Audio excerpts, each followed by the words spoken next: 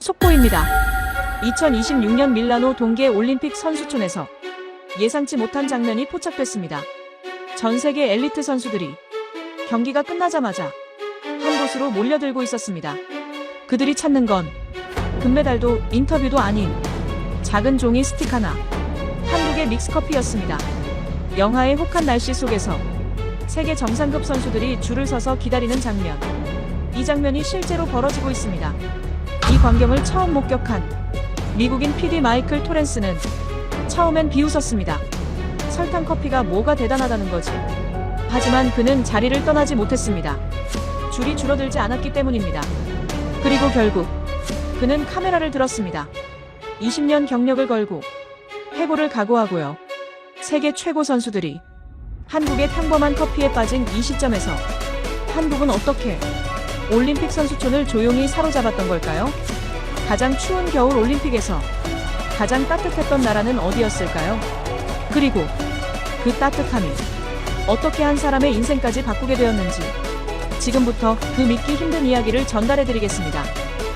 시작에 앞서 좋아요, 구독 눌러주시면 영상 제작에 큰 힘이 됩니다. 안녕하세요. 저는 마이클 토렌스입니다. 올해 나이는 46살입니다. 미국의 한 스포츠 전문 방송국에서 20년 넘게 PD로 일해왔습니다. 올림픽 중계만 5번을 맡았고 월드컵 현장도 3차례 다녀왔죠. 처음 현장에 나갔던 게 25살이었으니까 제 청춘의 절반이 카메라와 함께였습니다. 그게 제 자랑이었어요. 20대에 카메라 하나 들고 뛰어다니던 시절부터 쌓아온 경력이 그렇게 됐습니다. 아무도 알아주지 않는 작은 경기장에서 시작해서 수만 명이 지켜보는 개막식 생방송까지 올라왔어요. 그 길이 쉽지 않았다는 건 저만 알고 있었습니다. 그런데 지금 저는 밀라노의 한 허름한 호텔방에 앉아 창밖으로 알프스 자락에 내리는 눈을 멍하니 바라보고 있었습니다. 2026년 2월 저는 이 대회를 커리어 마지막 기회라고 생각하고 왔습니다. 솔직히 말하면 그렇게 생각하지 않을 수가 없었어요. 지난 베이징 대회 이후로 저희 방송의 시청률은 계속 내리막이었거든요. 제가 맡은 특집 다큐 시리즈는 3편 연속으로 기대치에 미달했고 뉴욕 본사에서는 이미 분기 보고서에 제 이름 옆에 빨간 표시가 붙어 있다는 걸 알고 있었습니다. 동료 한 명이 귀띔해줬죠. 직접 말은 못하겠다는 표정이었지만 눈빛으로 다 알 수 있었어요. 그 친구가 제 어깨를 한번 두드리고 돌아서는 뒷모습을 보면서 저는 이번이 정말 마지막일 수도 있겠다는 걸 처음으로 실감했습니다. 밀라노에 도착한 지 사흘째 되던 날 화상통화가 걸려왔습니다. 본사 콘텐츠 총괄 디렉터였습니다. 그 사람 이름은 그레그 밀스였는데 전화를 받는 순간부터 화면 너머 표정이 심상치 않았죠. 인사도 없이 시작했어요. 지난 2달간 프리뷰 영상 조회수, 스트리밍 예약 수치, 광고주 문의량 전부 불만족스럽다고 했습니다. 숫자를 하나씩 읽어내려가는데 그 목소리에 감정이 없었어요. 그게 더 무서웠습니다.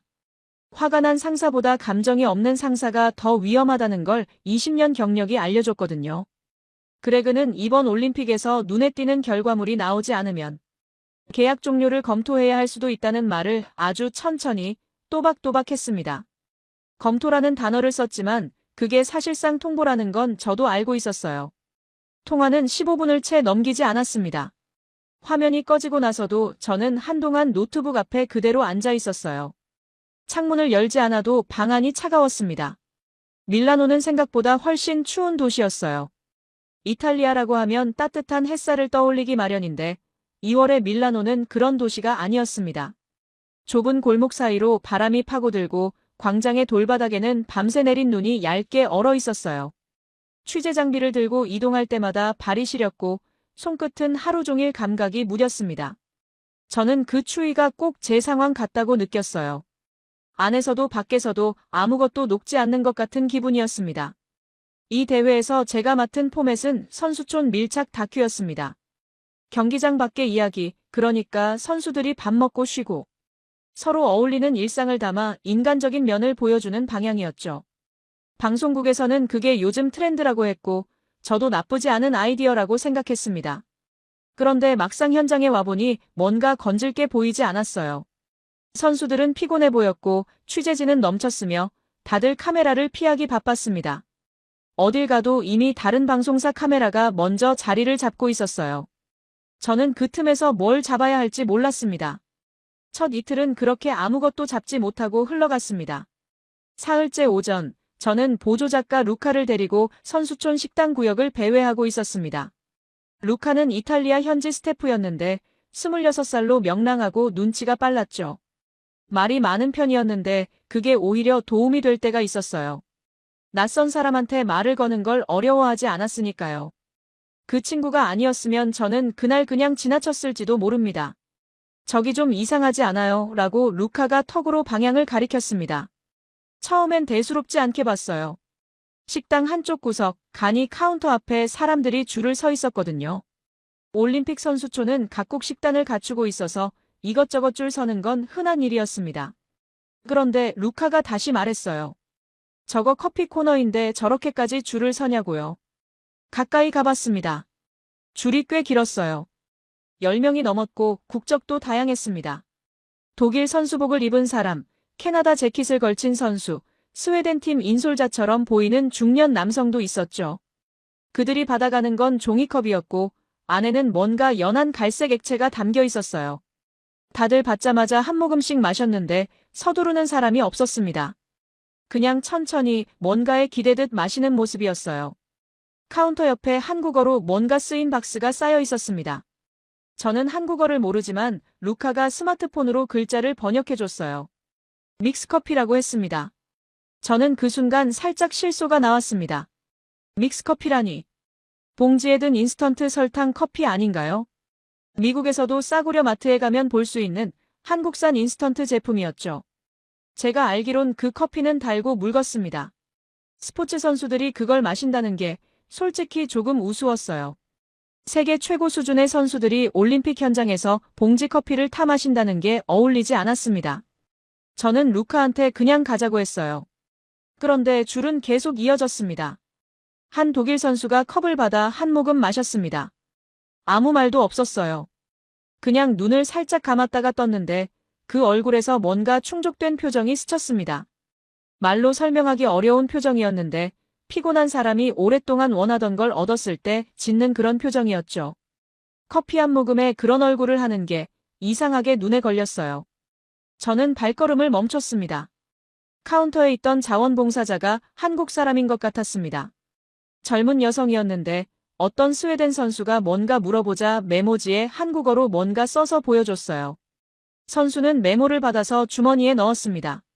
버리지 않고 챙겼어요. 그게 너무 진지해서 저는 루카한테 물었습니다. 저 선수가 왜 메모를 챙기는 건지.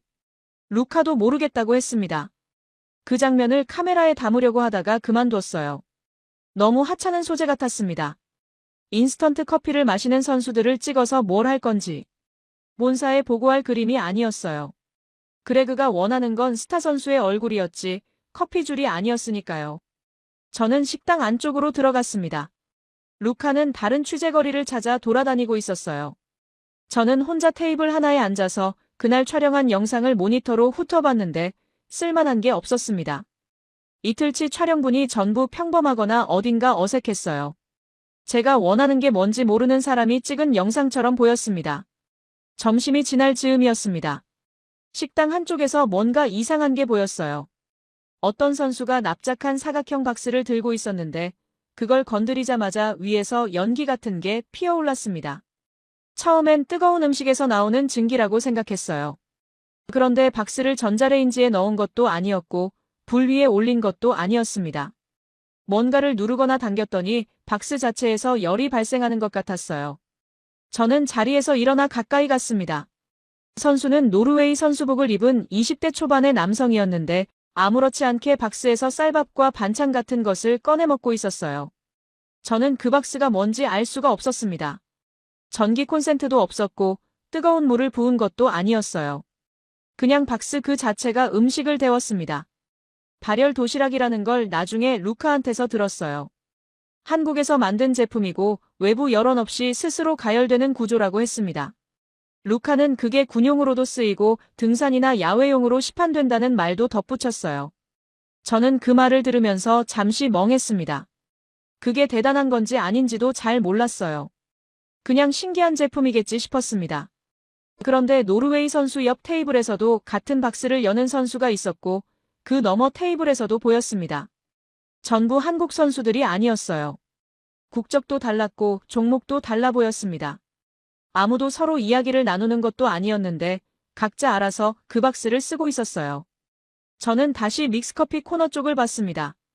여전히 줄이 있었어요. 줄어들지 않았습니다. 뭔가가 제 안에서 걸렸습니다. 명확한 생각은 아니었어요.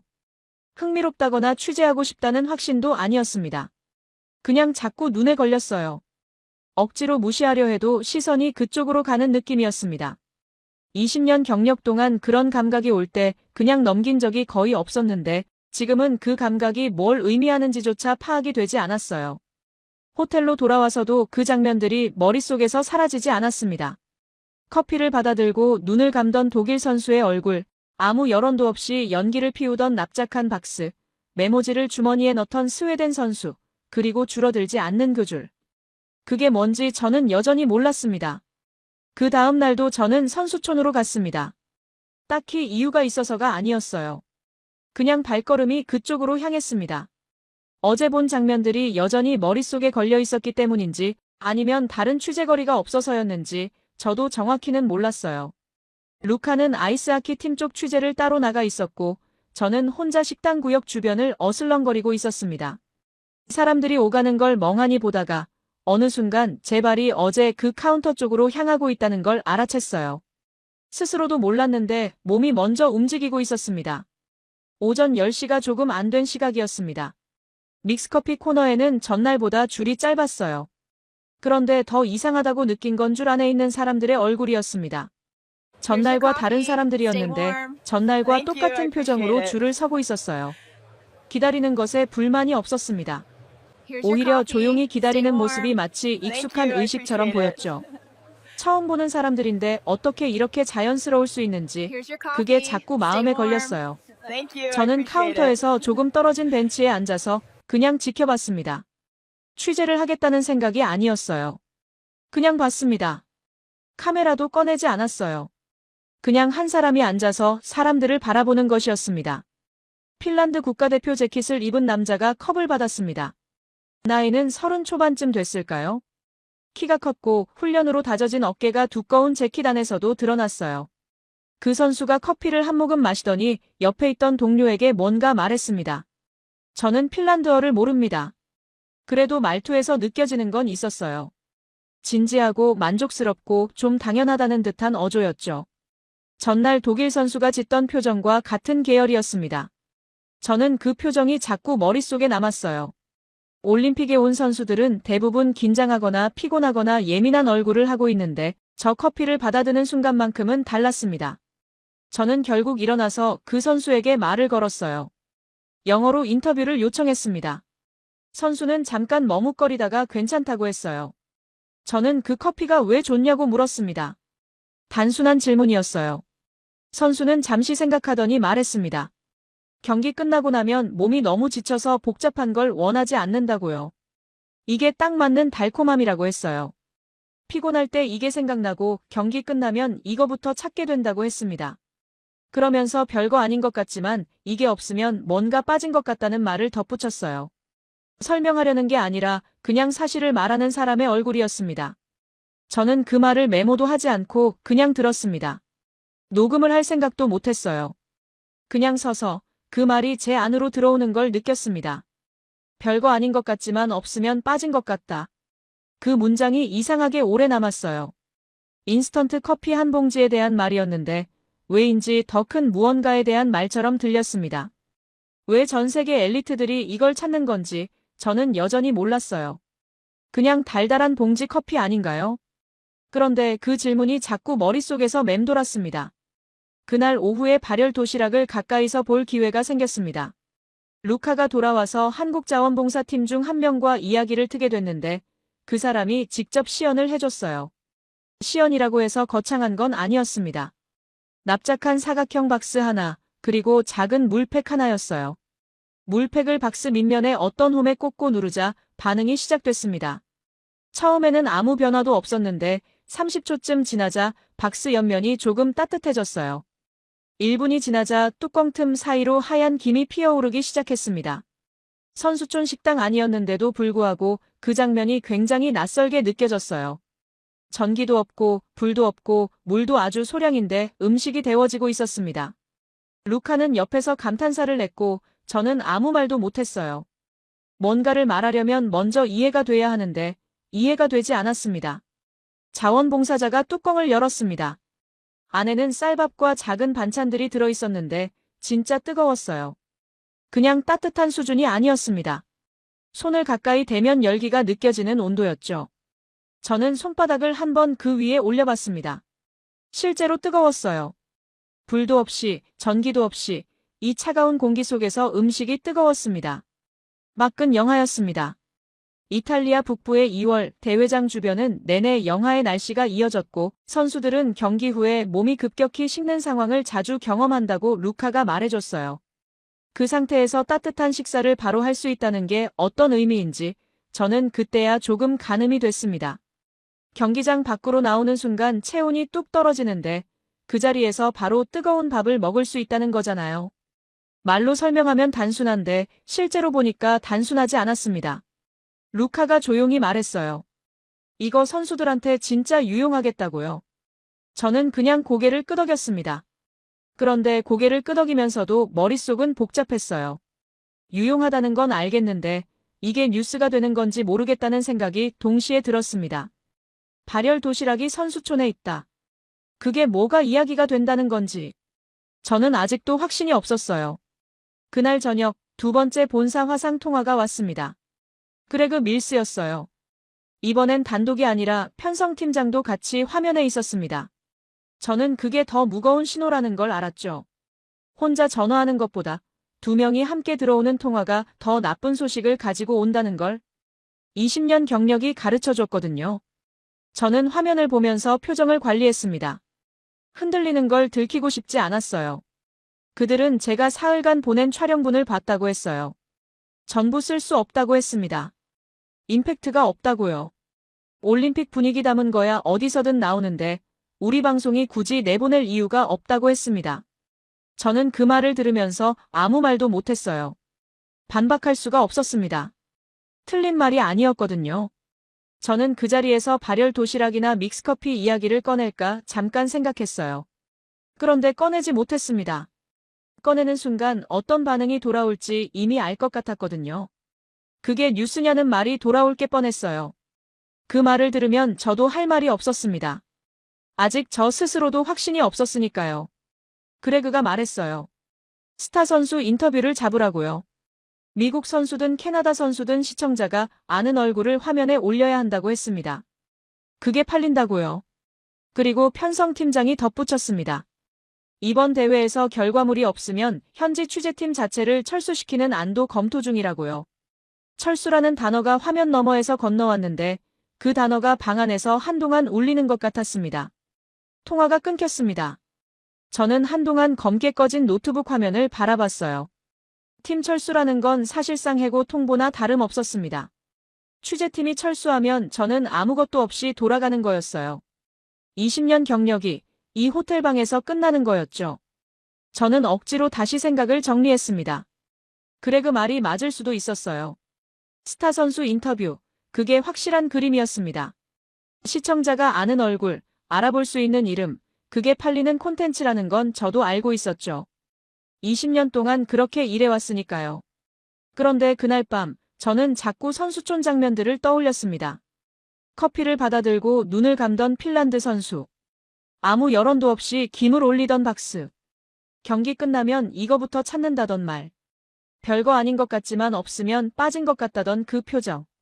그 장면들이 자꾸만 돌아왔어요. 지우려 해도 지워지지 않았습니다. 왜 전 세계 엘리트 선수들이 인스턴트 커피를 찾는 건지. 왜 아무도 이걸 이상하게 생각하지 않는 건지. 저는 혼자 방 안에서 그 질문을 반복했습니다. 답은 없었어요. 그런데 질문이 사라지지도 않았습니다. 그게 뉴스냐? 고 그레그는 물었습니다. 솔직히 저도 몰랐어요. 모르겠다는 게 솔직한 대답이었습니다. 그런데 모르겠다는 감각 자체가 뭔가 이상했어요. 20년 동안 현장에서 일하면서 뭔가 걸린다는 느낌이 올 때 그냥 넘긴 적이 거의 없었습니다. 그 감각이 항상 맞은 건 아니었지만 무시하고 넘겼을 때 나중에 후회한 경우는 있었어요. 지금도 그런 감각이 왔습니다. 이번엔 훨씬 강하게요. 그런데 반대편에는 철수라는 단어가 있었습니다. 해고가 있었어요. 안전한 인터뷰, 시청자가 아는 얼굴, 그레그가 원하는 것, 그게 있었습니다. 저는 침대에 누웠다가 다시 일어났어요. 창밖은 깜깜했습니다. 밀라노의 밤은 조용했고 저는 아무 결정도 내리지 못한 채 그 어둠을 바라봤습니다. 안전한 쪽으로 가면 살아남을 수 있었어요. 다른 쪽으로 가면 어떻게 될지 알 수 없었습니다. 아직 늦지 않았다. 아침 일찍 눈이 떠졌습니다. 정확히는 잠을 제대로 잔 것도 아니었어요. 천장을 바라보다 눈을 감고 다시 뜨기를 반복하다 보니 창밖이 밝아 있었습니다. 밀라노의 새벽은 소리가 없었어요. 그 침묵 속에서 저는 어젯밤부터 머릿속을 맴돌던 두 개의 선택지를 다시 꺼내 들었습니다. 스타 선수 인터뷰. 아니면 한국 이야기. 그 두 가지가 번갈아가며 떠올랐는데 이상하게도 안전한 쪽으로 결론이 나려고 할 때마다 핀란드 선수의 얼굴이 끼어들었습니다. 경기 끝나면 이거부터 찾는다던 그 목소리가요. 저는 침대에서 일어나 차가운 물로 세수를 했습니다.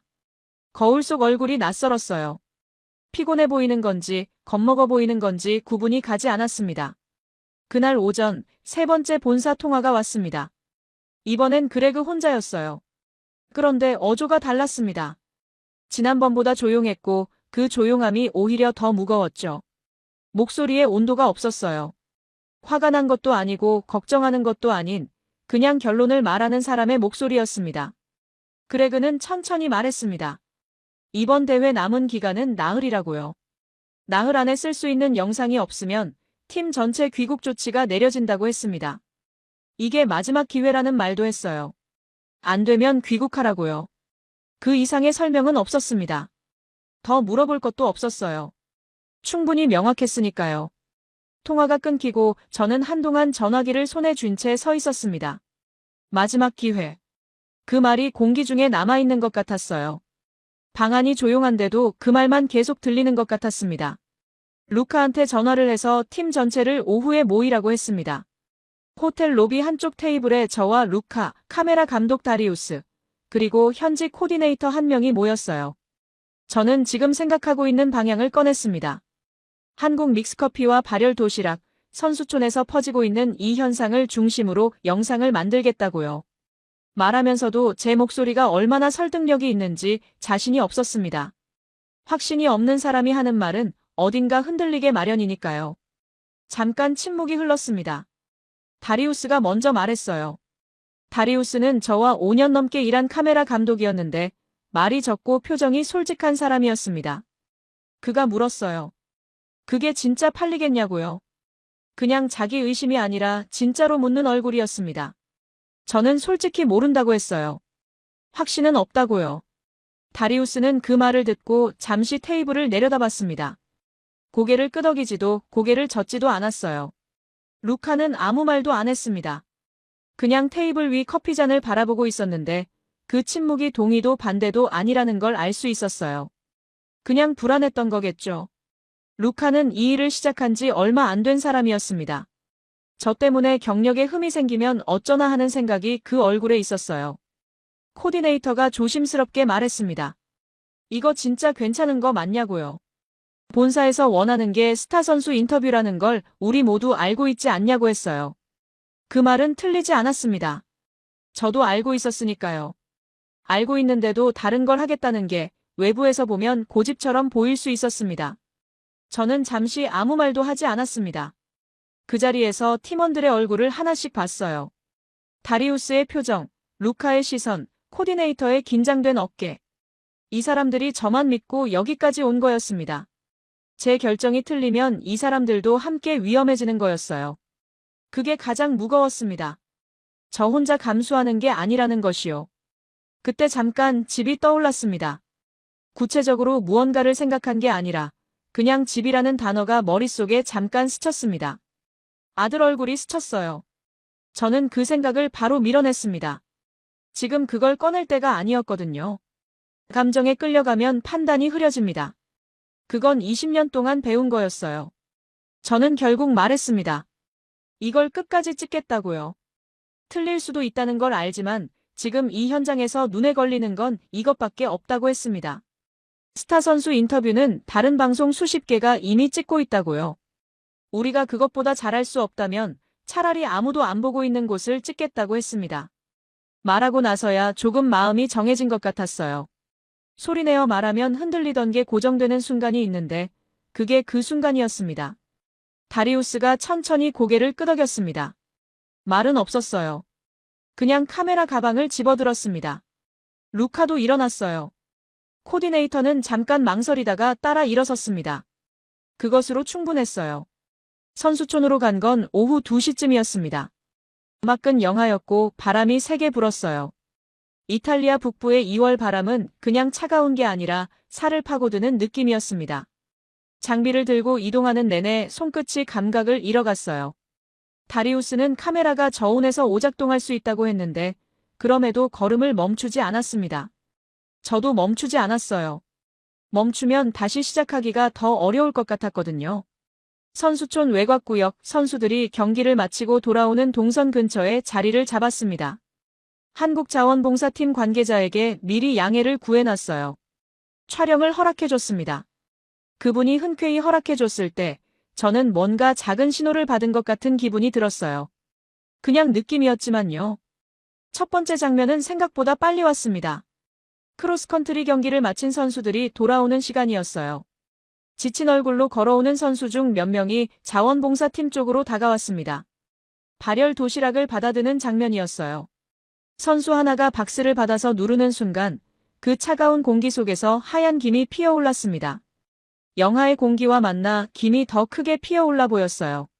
선수의 얼굴이 그 김에 잠깐 가려졌다가 드러났는데 그 얼굴에 피로와 안도가 동시에 있었습니다. 저는 그 장면을 보면서 숨을 잠깐 멈췄어요. 말로 설명하기 전에 몸이 먼저 반응했습니다. 다리우스가 그 순간을 잡았습니다. 저는 옆에서 지켜봤어요. 그 장면이 촬영되는 걸 보면서 저는 처음으로 이게 그림이 될 수도 있겠다는 감각을 느꼈습니다. 확신은 아직 아니었어요. 그냥 작은 가능성이 보이는 느낌이었습니다. 그런데 그 느낌이 지금껏 없던 것이었어요. 믹스커피 장면도 찍었어요. 경기 후 컵을 받아드는 선수들, 첫 모금을 마실 때 잠깐 달라지는 눈빛, 줄을 서면서도 불평하지 않는 모습들을요.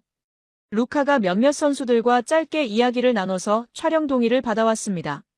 생각보다 거절이 없었어요. 오히려 기꺼이 응하는 선수들도 있었습니다. 그 반응이 또 이상하게 마음에 걸렸어요. 사람들은 보통 카메라 앞에서 경기를 하는데 이 장면에서만큼은 달랐습니다. 3시간 정도 촬영했습니다. 손은 완전히 감각이 없었고 다리우스는 카메라를 계속 품에 안아 온도를 유지하면서 찍었어요. 루카는 통역과 섭외를 동시에 하며 뛰어다녔습니다. 그날 팀 전체가 말이 없었지만 움직임은 빨랐어요.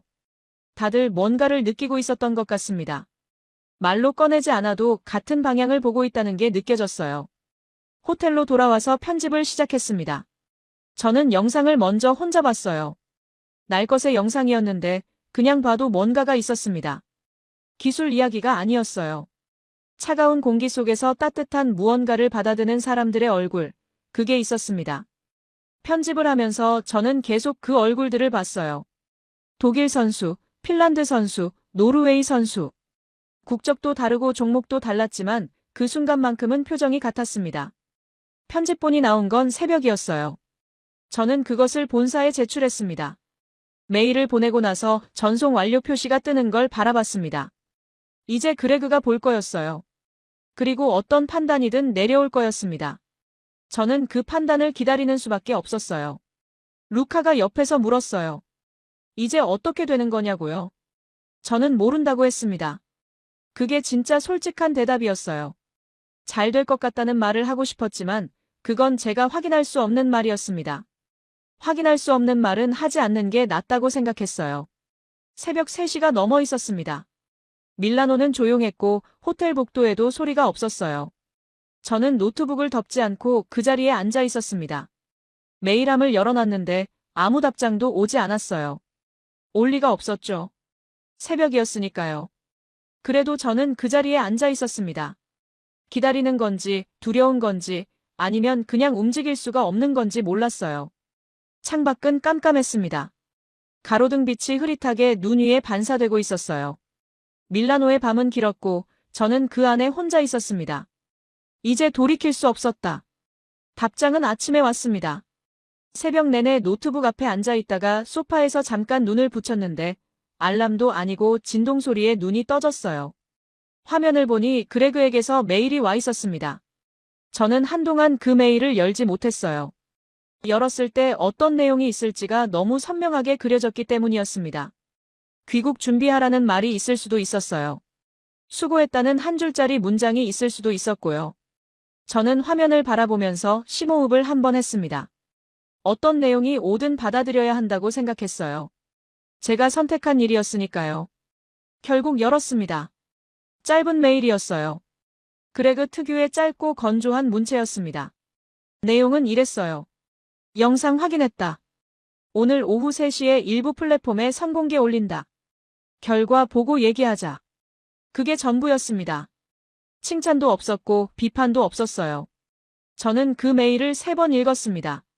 3번을 읽어도 같은 내용이었어요. 적어도 귀국하라는 말은 없었습니다. 그게 그 순간 제가 확인할 수 있는 전부였어요. 저는 루카에게 전화했습니다. 루카는 잠이 덜 깬 목소리로 받았는데 제가 메일 내용을 읽어주자 한동안 아무 말도 없었습니다. 오늘 오후 3시라고요 라고 루카가 말했어요. 그게 다였습니다. 우리 둘 다 더 할 말이 없었어요. 기다리는 것 외에 할 수 있는 게 없었으니까요. 오후 3시까지 저는 아무것도 못했습니다. 밥도 제대로 못 먹었어요. 호텔 카페에 내려가서 커피를 시켰는데 반도 못 마셨습니다. 다리우스는 조용히 방 안에 있었고 루카는 폰을 손에서 놓지 못하고 있었어요. 우리 모두 그 시간이 오기를 기다리면서 동시에 그 시간이 오는 게 두려웠습니다. 기다림이 이렇게 무거운 건지 오랜만에 느꼈어요. 결과가 좋을 것 같을 때는 기다림이 설레는데 모를 때는 그냥 무거웠습니다. 3시가 됐습니다. 처음 30분은 아무것도 없었어요.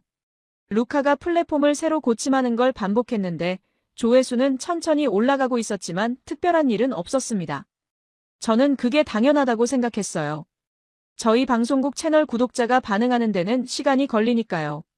그냥 기다려야 한다고 스스로에게 말했습니다. 그런데 40분쯤 지났을 때였습니다. 루카가 갑자기 폰 화면을 저한테 들이밀었어요. 아무 말도 없이요. 저는 화면을 봤습니다. 어떤 해외 스포츠 커뮤니티에서 저희 영상 링크가 올라와 있었어요. 제목은 영어였는데 대략 이런 내용이었습니다. 올림픽 선수들이 줄 서서 마시는 한국 봉지 커피가 대체 뭔지 아는 사람 있냐고요. 댓글이 달리고 있었습니다. 빠르게요. 저는 그 화면을 보면서 뭔가 잘못 보는 건 아닌지 생각했어요. 루카가 다시 화면을 가리켰습니다. 다른 계정에서도 공유가 됐다고요. 저는 숫자를 봤는데 이미 공유 횟수가 수백 개를 넘어가고 있었습니다. 댓글에는 한국 믹스커피가 뭐냐고 묻는 사람들, 자기도 선수촌에서 봤다는 사람들, 직접 사서 먹어봤다는 사람들이 뒤섞여 있었어요. 어떤 댓글은 발열 도시락 영상 부분을 캡처해서 올려놓기도 했습니다. 그 캡처 이미지 아래에 사람들이 몰려들고 있었어요. 다리우스가 천천히 일어났어요. 화면을 들여다봤습니다. 그러더니 아무 말 없이 다시 앉았는데 그 얼굴이 제가 5년간 보지 못한 표정이었습니다. 다리우스는 원래 잘 놀라지 않는 사람이었어요. 그런 사람이 그런 표정을 짓는다는 게 오히려 저한테 더 크게 와닿았습니다. 1시간이 지났을 때 조회수는 저희 채널 단일 영상 기준으로 상위권에 진입해 있었습니다. 2시간이 지났을 때는 달랐어요. 시즌 내 최고 기록을 넘어서고 있었습니다. 루카가 숫자를 읽어줬는데 저는 처음에 잘못 들은 줄 알았어요. 다시 읽어달라고 했습니다. 루카가 다시 읽어줬는데 숫자는 같았습니다. 제가 20년 동안 만든 어떤 영상보다 높은 수치였어요. 그것도 선공개 버전으로요. 정식 방영분이 아직 나오지도 않은 상태였습니다. 저는 그 숫자를 보면서 한동안 아무 말도 못했어요. 기뻐야 하는 건지, 놀라야 하는 건지, 아니면 그냥 멍해야 하는 건지 몰랐습니다. 그냥 그 숫자가 화면에 있었어요.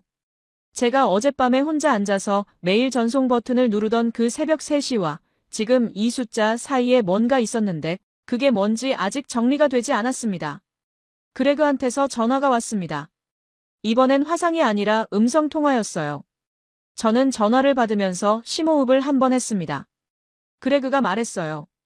반응 보고 있냐고요. 저는 보고 있다고 했어요. 그레그는 잠깐 침묵했다가 말했습니다. 잘했다고요. 딱 두 글자였습니다. 그 사람이 그런 말을 하는 걸 들은 게 몇 년 만인지 기억이 나지 않았어요. 그레그는 원래 그런 말을 잘하지 않는 사람이었거든요. 그러더니 바로 이어서 시즌이 끝나면 후속 시리즈 제안이 있을 거라는 말을 덧붙였습니다. 한국 관련 콘텐츠를 더 발굴해보자는 이야기였어요. 내용은 더 없었습니다. 통화는 5분도 안 돼서 끝났어요. 하지만 그 5분이 지난 사흘보다 더 길게 느껴졌습니다. 저는 전화를 끊고 루카를 봤어요. 루카가 제 표정을 보더니 뭔가 알아챈 것 같았습니다. 조용히 물었어요. 계약이요? 라고요. 저는 고개를 끄덕였습니다. 루카가 고개를 숙였습니다.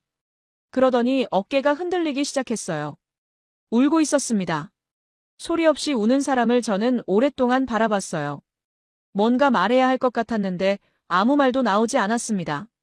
잘 됐다, 고 말하면 될 것 같은데 그 말이 너무 가벼웠어요. 이 며칠 동안 이 친구가 얼마나 불안했을지를 생각하면 그냥 잘 됐다는 말로는 부족했습니다. 다리우스가 카메라 가방 지퍼를 열었다가 다시 닫았어요. 그리고 창밖을 봤습니다. 나중에 루카가 말해줬는데 다리우스도 눈이 빨개져 있었다고요. 저는 그때 그 방향을 보지 못했습니다. 저도 제 얼굴을 관리할 여유가 없었거든요. 밀라노까지 와서 이 추운 데서 손 감각도 없이 카메라를 품에 안고 찍던 다리우스였습니다. 그 사람이 그랬다는 걸 나중에 듣고 나서야 저는 비로소 뭔가 무너지는 것 같았어요. 그날 저녁, 저는 혼자 방으로 돌아왔습니다.